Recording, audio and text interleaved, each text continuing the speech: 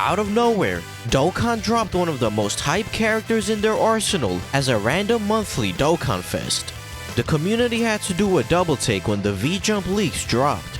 A monthly Dokkanfest Super Saiyan 4 Gogeta was real, and he was every bit as powerful as you would expect. Gogeta led the Giant Ape power category for 170% stats, consisting of characters that utilize the power of the Great Ape, including Super Saiyan 4 characters. Gogeta gained 200% attack and defense, and for 8 turns from entry, he gained an additional 4 ki, 40% to stats, and was super effective against all types, which became a high chance once 8 turns elapsed. Like every other Super Saiyan 4 unit, Gogeta could counter super attacks, having a 50% chance to counter, unlike TEQ Super Saiyan 4 Gogeta who had a 70% chance. After receiving 4 attacks in battle, Gogeta could pop his active, gaining 40% attack and defense, as well as lowering enemies' attack and defense by 40% for 1 turn. He was a straightforward unit similar to LR Jiren, being extremely powerful without needing to build up or meet any annoying conditions. His high start of turn buffs allowed him to reach great defensive numbers, and he tanked nearly everything after supering with his additional 50% attack and defense raise. And if he was faced with a hard-hitting boss super, he still had a high chance to counter it anyways. He consistently put up great damage with his 4 million plus super effective attacks, never struggled for ki, and had a top tier partner in EZA Vegito Blue. It was pretty much impossible to make Gogeta look unimpressive, and he was widely considered to be the new best TUR.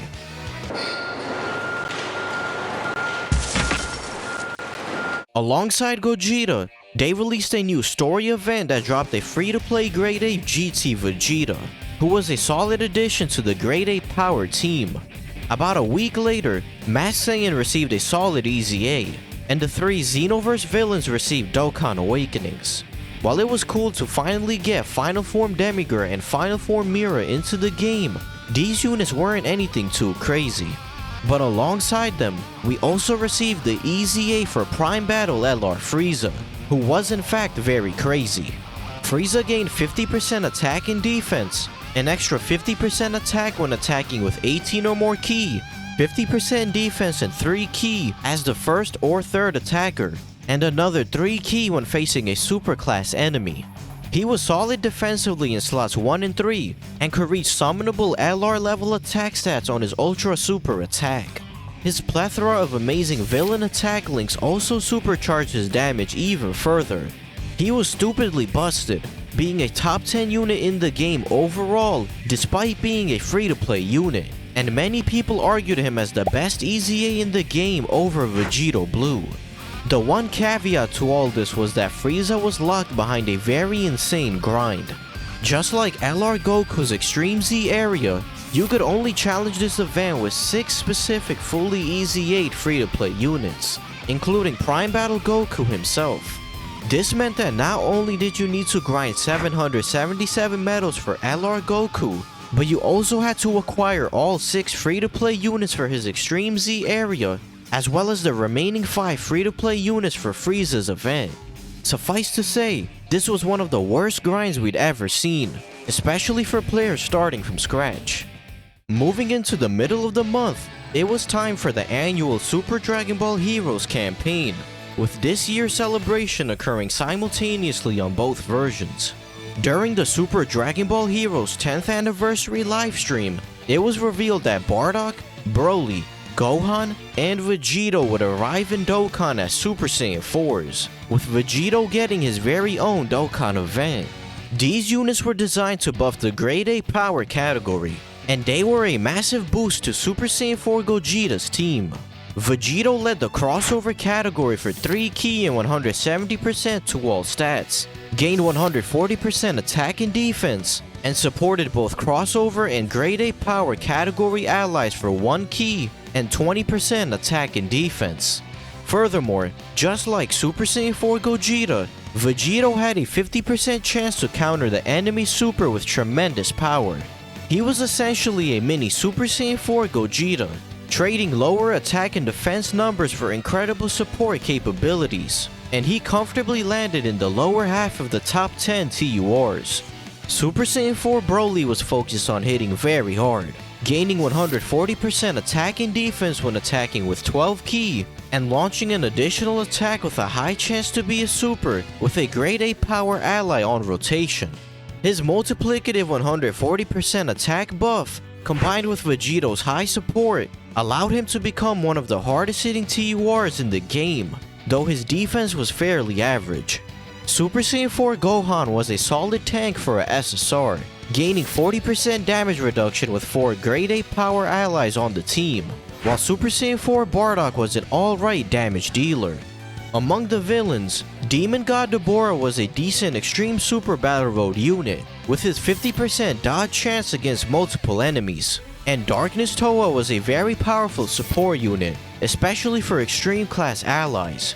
However, arguably the best unit from this entire batch of characters was Dark Masked King. He possessed high start of turn defense numbers, guarded all attacks with another Dragon Ball Heroes ally in the turn, and healed 10% of damage dealt as HP. He shared 6 links with Black Mask Saiyan, who was pretty decent in his own right, and they were a very competent rotation on the Dragon Ball Heroes team. Lastly, this celebration came with the Time Patrol event, which was pretty much a Dragon Ball Heroes stage of infinite Dragon Ball history. Even with Global posting incorrect unit details on their social media accounts, this was easily the best hero celebration we've ever had. Closing in on the end of the year, the final monthly Dokkanfest of 2020 was transforming Bojack. He was an extreme STR Terrifying Conquerors unit that provided good support in base, and transformed into a powerful offensive unit capable of launching multiple supers in a turn. Bojack was pretty much Cooler 2.0, and players were disappointed by just how similar the two were in both design and performance. However, by virtue of being a STR Cooler clone, Bojack was automatically one of the better TURs in the game. He introduced the Space Traveling Warriors category and served as a strong support unit for that team. While Bojack's support wasn't as versatile as Cooler's, his 30% defense raise on Super allowed him to slightly outperform Cooler defensively in base. Bojack transformed into full power Bojack starting from turn 4, and like final form Cooler, he gained 3 ki, 180% to stats, and launched an additional which had a medium chance to be a super. Where he began to differ from Cooler, however, was his extra passive effect. He gained 30% attack and 15% defense with 3 orbs obtained, and another 30% attack and 15% defense with 6 orbs obtained. While he dealt less damage overall than Cooler, who often had guaranteed crits, Bojack made up for it by being slightly stronger defensively. Much like how Android 13 last year was directly tied to the Christmas LR, it was obvious who this year's LR would be. But before that, on December 8th, we received 2 very powerful EZAs for INT Super Gogeta and AGL Blue Goku. Gogeta now gained additional effects based on the number of rainbow orbs collected. With 1 orb, he gained a medium chance to dodge. With 2 orbs, he gained 40% attack. And with 3 orbs, he gained a high chance to crit. He really wanted at least 1 rainbow orb each turn for that valuable dodge chance. And with 2 rainbow orbs, his damage started to resemble Super Saiyan 4 Gogeta. Blue Goku was a demon on a full Realm of Gods rotation, gaining 59% to stats, and giving all allies 20% attack and 7% crit chance. Combined with his multiplicative buffs, he could hit 5 million attack stats and reach over 200,000 defense on his optimal setup. The Christmas campaign kicked off a week later, with Bojack Movie Super Saiyan 2 Gohan releasing simultaneously on both JP and Global. He gained 58% to stats, 1 ki and 7% attack and defense per ki sphere obtained, had a medium chance to launch an additional super, and gained 58% attack when attacking with 18 or more ki. He also raised both attack and defense for 1 turn on both super attacks, making him fairly respectable defensively despite being a nuker. However, what held Gohan back from the highest class of LRs were his severe restrictions. Both his active skill and the final part of his passive required you to reach turn 5, be below 58% HP, and have a movie hero's Goku ally on the team. Although he had a fantastic partner in Spirit Bomb absorbed Goku, the extra HP and turn restrictions made it nearly impossible to ever see Gohan at max power. Around this time, Jump Festa was being held, and Dokkan was set to reveal new info about the upcoming New Year's celebration. Jump Festa is a yearly event in Japan where major Shonen Jump series reveal news about upcoming projects and releases. For this year's event, Dokkan announced that the New Year's Dual Dokkanfest would be none other than Transforming Janemba and to everyone's surprise, Pikkon was the superclass counterpart to Janemba and featured an original unit super attack with Super Gogeta. Naturally, people weren't too hyped about such an unusual pairing, especially right before anniversary. So surely they made these units busted to make up for that, right? Starting with Pikkon, he debuted the Connected Hope category for 170% and also gave superclass allies 3 key and 130% stats, which was a pretty good leader skill. He gained 150% attack and defense, and with 3 type key spheres obtained, he gave superclass allies 2 key and 30% stats. Additionally, with 1 rainbow key sphere obtained, he gained 4 key, a high chance to dodge, and sealed the enemy's super attack. His unit super attack could be activated with an Angel Goku or Angel Vegeta on the turn, and he greatly raised attack for 1 turn, was super effective against all types, and greatly lowered attack.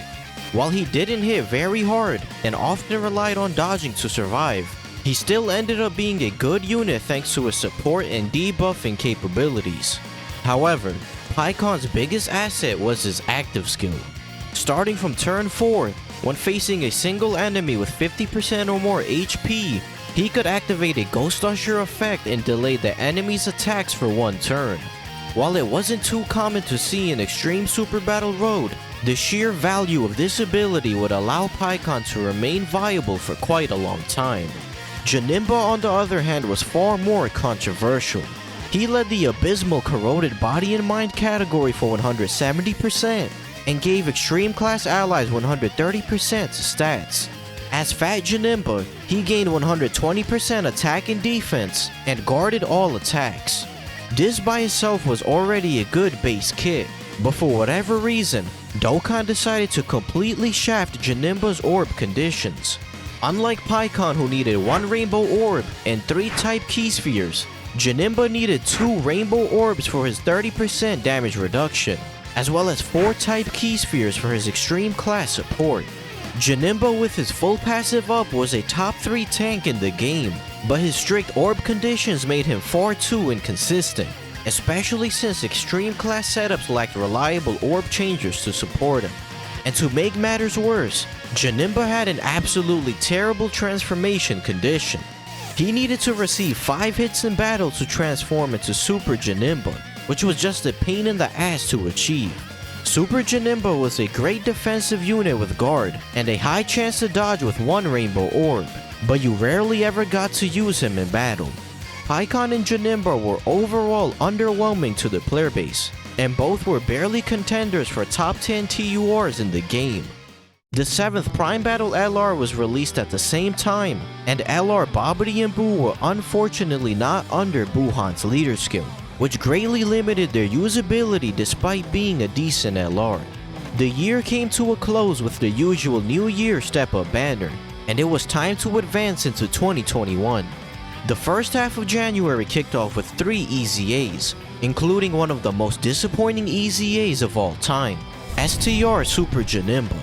This unit barely changed after EZAing, only gaining a measly 20% to stats and an additional 10% dodge within the turn for every attack evaded.